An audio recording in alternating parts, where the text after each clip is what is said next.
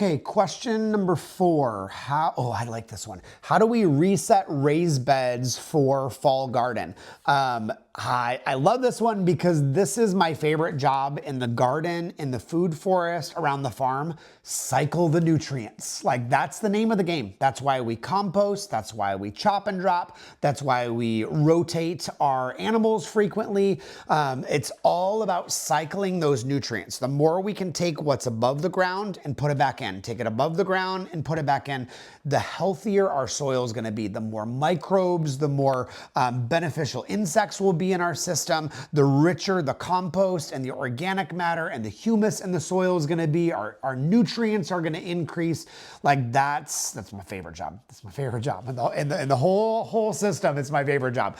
So a couple ways that you can cycle those nutrients. So first, you hear me say it a lot, is chop and drop. And it is what it sounds like. You chop it and you drop it. Now, practically, it is better to then cover whatever you chopped with compost or with straw or cut leaves or grass clippings or whatever. It's better to cover it.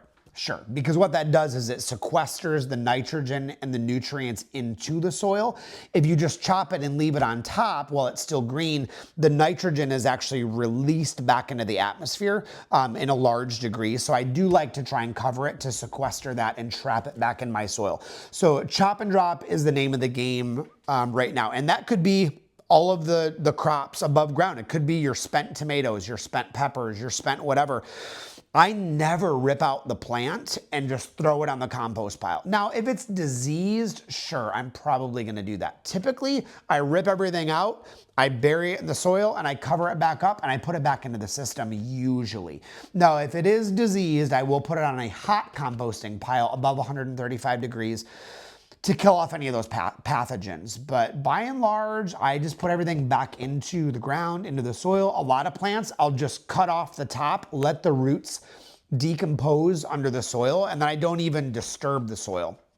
Now, on a lot of raised beds, one of my new favorite ways to do it, so if this is the raised bed, I'll dig a trench in the middle, and then I'll chop all of the plants down, bury them in the middle trench, and then just kind of push the soil back around it. I've really enjoyed that because that gives me this nice compost line down the center. And then when I plant my rows in the fall in like September, then they're all kind of benefiting along that line. It's a little bit easier to dig into the soil. So that is a really good way to do it. So second thing that I would consider doing to reset raised beds, and now this is really true USDA zones 9 through 11. Right now, USDA zones 3 through 8, you're in prime gardening season. We're kind of done in 9 through 11. So I should have said that at the beginning, really. So right now we're also doing cover crops. So any beans, peas, legumes, lentils. If you are broke and you have like $4, go to Publix, buy the was it 15 bean seed mix? I think it's not seed mix, soup mix, 15 bean soup mix, and literally just plant the soup beans. And not all of them, like the split lentils and split peas don't grow, but most of the beans do. I use them a lot behind chicken tractors. I'll literally cut open the bag of 15 bean soup mix and yeehaw, and just throw them all over the place and walk away. Because it's just fast, it's easy, but that cover crop is really good now to let it grow the rest of July, the rest of August, and then chop and drop it mid to end of August, 1st of September, and that's really gonna boost the soil. So the other things to do this month, soil drenches, probiotics, lots of compost, clean out the chicken coops, clean out the stalls from the horses, or get some cow manure from the pastures and just plop it in your raised beds. If you don't have access to that, go buy black cow manure if you have to. I like mushroom compost, then you don't get all the grays on in there. But really, cover the soil. That's the main part of the game right now. Chop and drop, plant cover crops, cover the soil. And if you have nothing else, I don't know, use yard waste. I love a good old push mower because you get chopped up grass, you get chopped up leaves, you get chopped up sticks.